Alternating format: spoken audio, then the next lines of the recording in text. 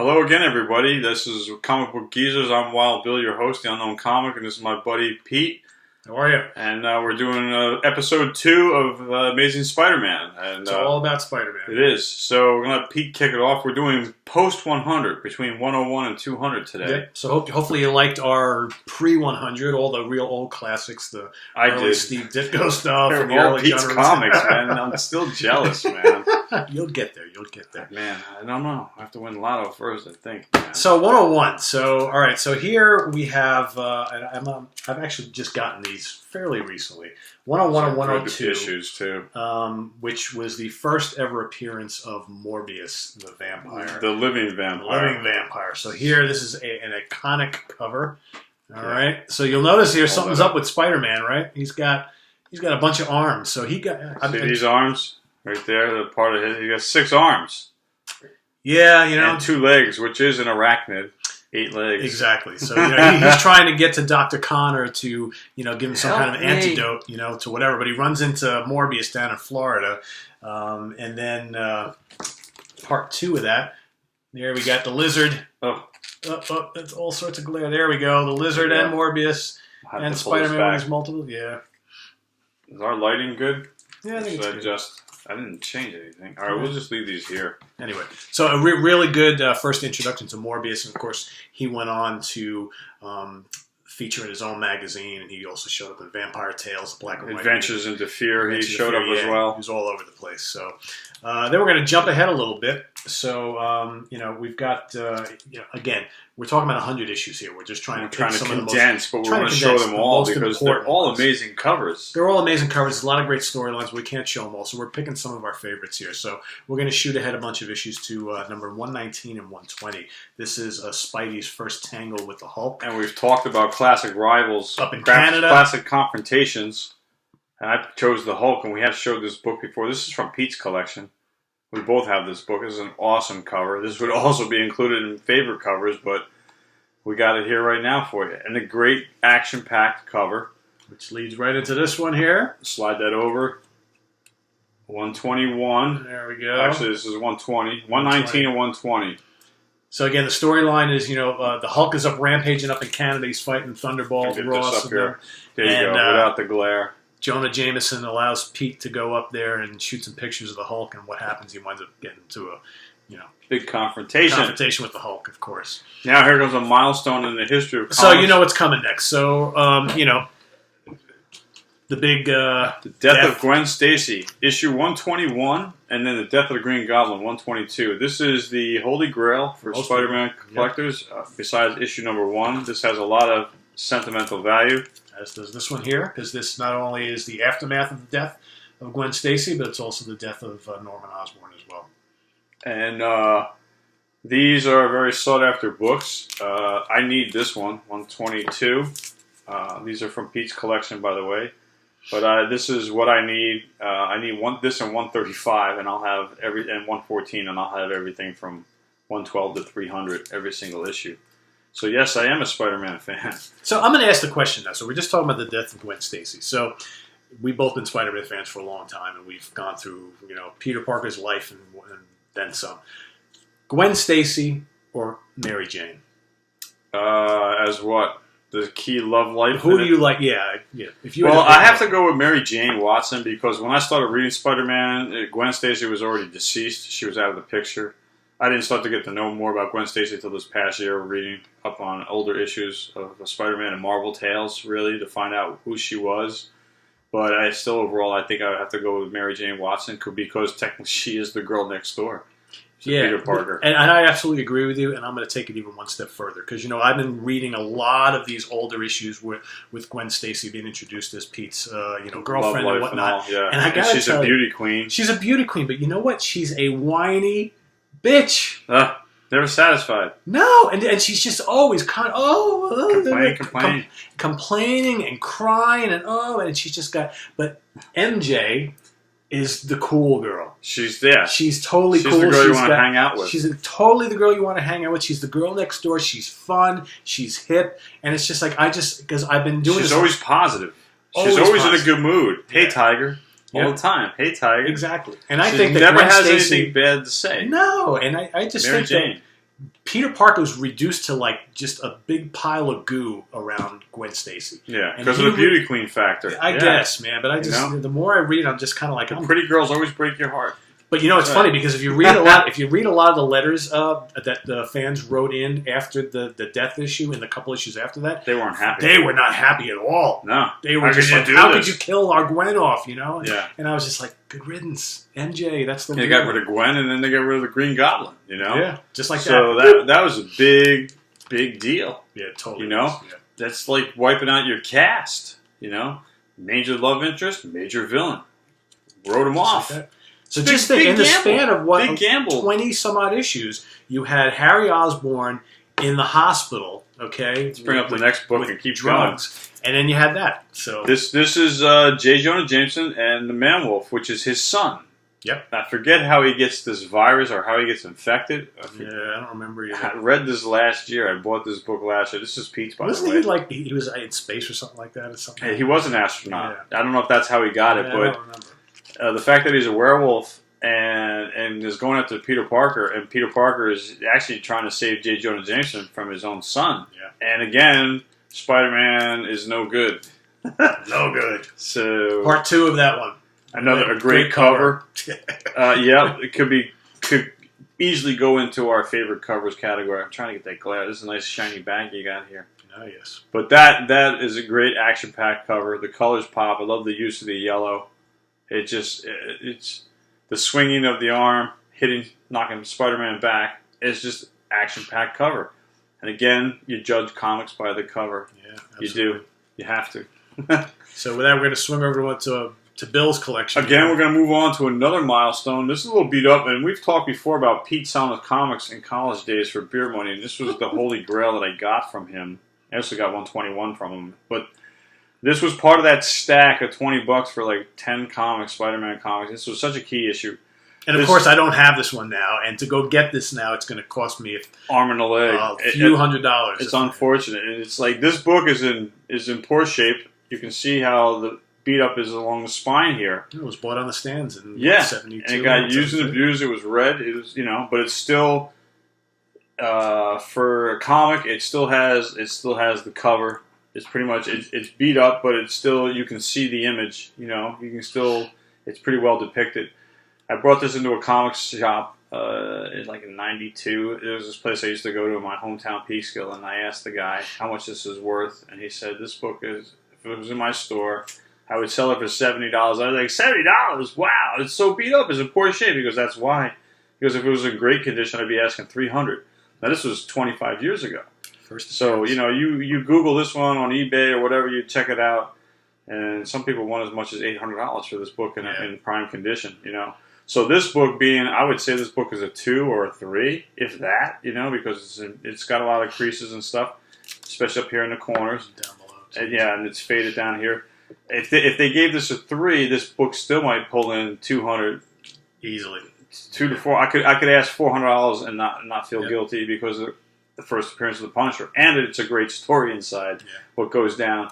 Spider-Man's doing his thing, flinging along the rooftops, and this guy's taking pot shots at him. So he goes after this dude. This guy. So he's not a hero. The Punisher. First appearances are worth big money now. Especially for him, and he became a big popular character in the late 80s, the Punisher. Yep. Moving right along, this is from my collection. This is issue 130. This is the Hammerhead, which is a great villain, and the Jackal, also another villain that deals with Spider-Man quite a bit. In fact, he's responsible for the clone of Gwen Stacy, which happens later, but we're not going to show that issue. Great issue. This is Spider-Man's speed buggy, which was invented by the Tinkerer. And this car can go up walls like Spider-Man.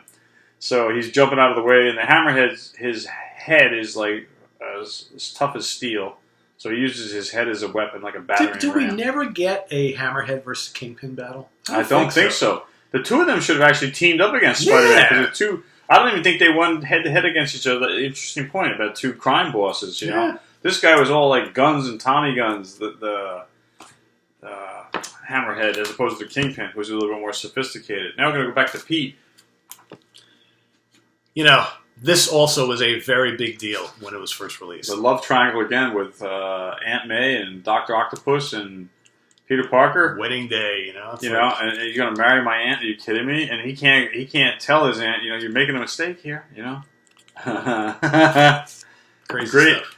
And then issue 133, again, Molten Man. Yes. A great cover again. Another cool villain. And I love how they get the colors on him, It's just really, really good artwork again. And Molten Man, they just can't go wrong with him. And then moving right along to another classic. I love this cover. Another one of my favorites. And this is the introduction of the Tarantula.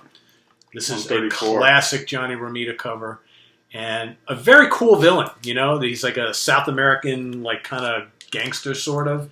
And, he's just got this really cool, he's a master of martial arts, and he's got this venom on the tip of his boots. Tarantula venom on the tip of his boots. Look, I was tearing up the side of that ship. Yep. It would definitely tear up our hero if it gets a hold of him. And he made an appearance in a bunch of issues, including this follow-up here, which is the second appearance of the Punisher, Frank Castle down below. Another issue that I need, the second appearance of the Punisher. Not easy to find because a lot of people don't want to get rid of it. I saw a vendor this year that wanted $60 for it, and a few months earlier, a guy wanted $30, and the guy who wanted $30 was my first vendor. I was like, "Look, I'll be back," and wound up spending all my money and didn't come back for that book, and I should have.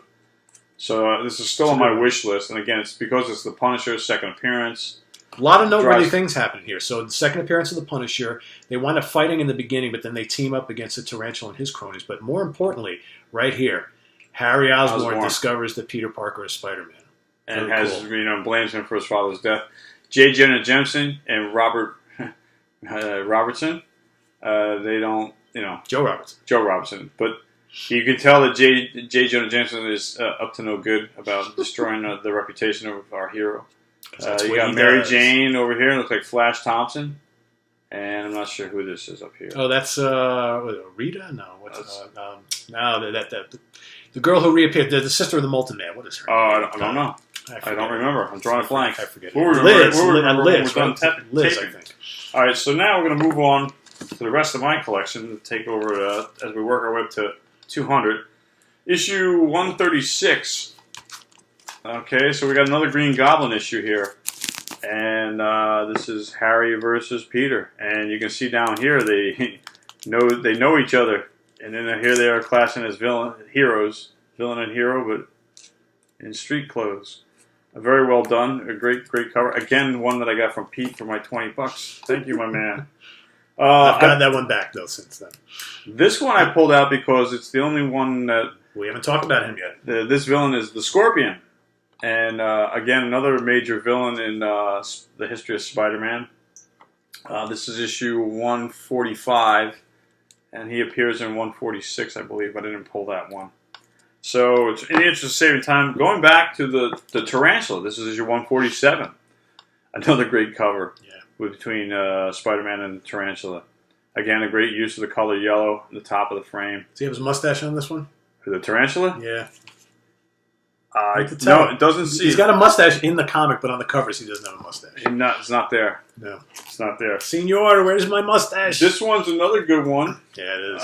Because of the Shocker. This is issue 152. This is the only one with the Shocker in my entire collection from 112 to 300 that I can think of off the top of my head. It's not very common to see the Shocker. I like this one. Moving up ahead, 162, the Punisher, the Nightcrawler, and Spider-Man. And the Nightcrawler is also in issue 161. These were very affordable when I was a teenager. I got this for $1. Now this book, I don't know, you're going to pay $10 to $25 for this because of the popularity of the X-Men and the Punisher. We talked, if you saw our episode about Nova, I talked about a crossover with issue number 12, I think it was Nova and Spider-Man. And I was wrong in that issue. I said that Spider-Man was coming after Nova, but it was the other way around. It was Nova coming after Spider-Man. And that story in Nova 12 carries over to this Spider-Man issue, which is 171. I had mentioned about how the two of them were tied to an anchor being thrown into the ocean by some villain. And this is that issue. Moving right along, 174, we have the Punisher and once again the Hitman. and Spider-Man. And it looks like everyone's all crashing in at the same time, ruining the party. And our favorite publisher in the middle of everything, Yep. Mr. Jameson. And every time Spider-Man shows up to save Jameson, Jameson says it's all a ploy by Spider-Man to make himself look good. That's right. So moving along to 175, the continuation of the story, the Punisher and the Hitman. Now it's the Punisher saving Spider-Man. And here they are on top of the Statue of Liberty. And the Hitman's ready to do his evil deed here. He's got them lined up in his sights. Another great issue. I have shown this one before in the past. This is the very first Spider-Man that I ever bought off the newsstands that started my interest in Spider-Man. And this is part of the story of the Green Goblin. You were a late bloomer. Yeah, well, I didn't start collecting until I was 13. I mean, I've been around comics since before I could read, but this was the first Spider-Man that I ever read. I mean, I'd seen a couple covers before the past, but this one really got me hooked and got me into the character because I did not like the old cartoon. I wasn't a fan. How could you not like that? The animation, I explained this before. I didn't like the animation. Yeah, but at the time, it was 12 cool. frames over and over again. But at the time, it was cool. Come on, you had all the villains in there. I know. I mean, it was. Plus, the voices of the villains are awesome. That I give you. That I'll give you. But as an impressionist, I'll give you that. There you go. But I just thought it was corny. I mean, I grew up with Bugs Bunny, quality animation. Speaking of quality animation, quality artwork, this is a great cover with the Green Goblin on it. And I have shown this one before, but as we're moving along, 187, another one of my favorite Spider-Man covers of all time, because it has Electro in it. That's what makes this comic special to me, because Electro is one of my favorite villains of all time with Spider-Man. And there's a little clash here in the beginning of this book with Captain America. They do eventually team up, but in the beginning it's Spider-Man head-to-head against Captain America. But they do eventually team up and go against Electro. Moving right along to issue 190. Return of the Man-Wolf. A great cover. Yeah. Anything with Wolfman in there. This is called the Man-Wolf. Great cover. And you see they're making a comment about Marvel's TV sensation. There was a show in the late 70s. I think it was either 1979 or 1980. There was a TV show for Spider-Man. Not terrible. I think it was. Yeah. It was really bad. For TV at the time, it wasn't bad. Well, you look at it now, it's bad. Oh, yeah. I looked at it then, and it was bad. But that was because the technology wasn't there. Yeah. What I didn't like is you could see when Spider-Man was climbing up a wall in the TV show, you could see the ropes. Yeah. It was just so bad. Limited. When he shot webs, it looked like a rope net. It was just really cheesy. It's funny when you watch that show now or see the old Hulk shows. They're so bad. But I love the old Hulk shows. I'll take the Hulk any day over the Spider-Man I loved show. them And the both. Hulk show came out first. Yeah. And they thought that the Spider-Man show would take off, but it really bombed. I don't even think it lasted a month or 6 episodes. It didn't last very long. It lasted, I think, one season. It got canceled. I know that. This is a critical book, like a holy grail. First appearance of the Black Cat. And this is a beautiful cover. And I've seen this. I don't know what this fetches for now, but I'm glad. This was part of my subscription. I had a subscription to Spider-Man when I was in high school for 4 years. And this was part of most of these books I'm showing you after 176 were all for my subscription. And this, moving up to 198, again, Spider-Man with the Mysterio. And Mysterio is also in 199, but I'm not going to show that. But this is a great cover. Again, Mysterio is another amazing villain from Spider-Man. Definitely up there in the top 5. And then we're going to close out with the monumental bicentennial 200th issue of Spider-Man. This is my copy. This is basically a retelling of the origin of Spider-Man. It basically retells the whole history of great pose. The death of his Uncle Ben and the revenge on getting the robber who killed his Uncle Ben. So if you don't know anything about Spider-Man, or you have a friend that doesn't know anything about Spider-Man, this is the book to let them read, because it's so hard to get those older issues that we've been showing you. And again, now this probably fetches a pretty penny because it's a bicentennial issue. But that pretty much wraps up our second episode of Comic Book Teasers for Spider-Man, Amazing Spider-Man Part 2. But now we're going to kick it over to favorite covers.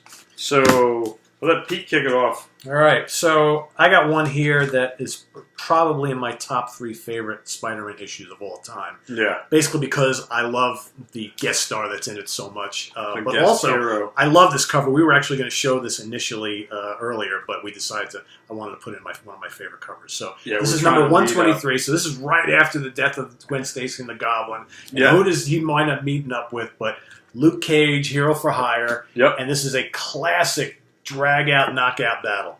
The fight is literally more than half the book, and it's just a great, great action-packed fight between the two of them. And Luke Cage is definitely getting the advantage of Spider-Man in this cover, which also makes it great, too. You know, it's like most of the Spider-Man covers that you see, Spider-Man's, taking a beating. Yeah. You know? He doesn't have the upper hand. And that's another key point about the hero. He's not invincible.